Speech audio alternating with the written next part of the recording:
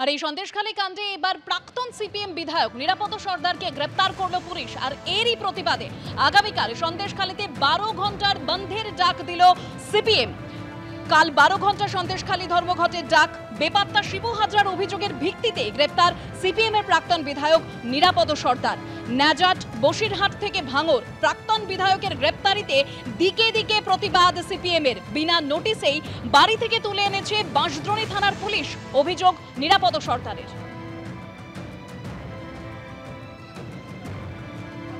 অন্যায় হচ্ছে, অন্যায় প্রতিবাদ জানাই। অন্যায় হচ্ছে,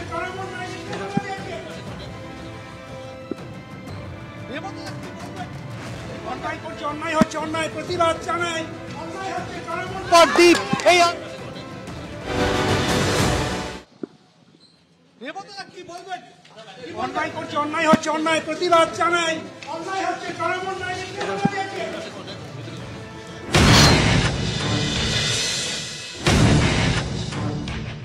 নিরাপদ সর্দার সহ যত নিরপরাধ মানুষকে গ্রেপ্তার করেছে, আন্দোলনকারীকে গ্রেপ্তার করেছে, তাদেরকে নিঃশর্ত মুক্তি চাই আমরা। আগামীকাল আমরা সন্দেশখালী 1 এবং 2 ব্লকে আমরা 12 ঘন্টার ধর্মঘট ডেকেছি। আমরা দেখব প্রশাসন তাদের যদি চৈতন্য উদয় না হয় তাহলে গোটা বসিরহাট কেন, গোটা জেলা, গোটা রাজ্যে এই আন্দোলন আমরা ছড়িয়ে দেব। এটাই হচ্ছে আমাদের উদ্দেশ্য।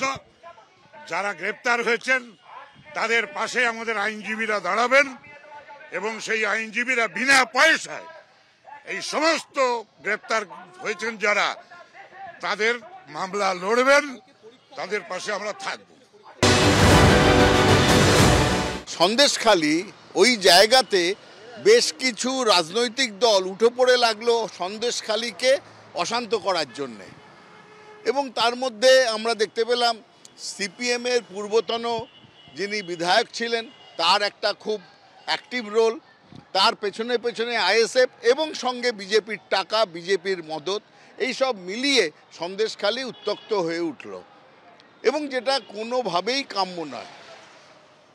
পুলিশ তারপরে সেখানে প্রশাসন, পুলিশ তারা একটা ব্যবস্থা নিল, 144 করলো যাতে সেখানে আর কোনো অনভিপ্রেত ঘটনা না ঘটে। যখন প্রশাসন ব্যবস্থা নিল সেখানকার ল অ্যান্ড অর্ডার শান্ত রাখার জন্যে, সেখানে সবথেকে বেশি বিরক্ত এবং প্রতিবাদ করে উঠল বিজেপি, সঙ্গে আইএসএফ এবং সিপিএম।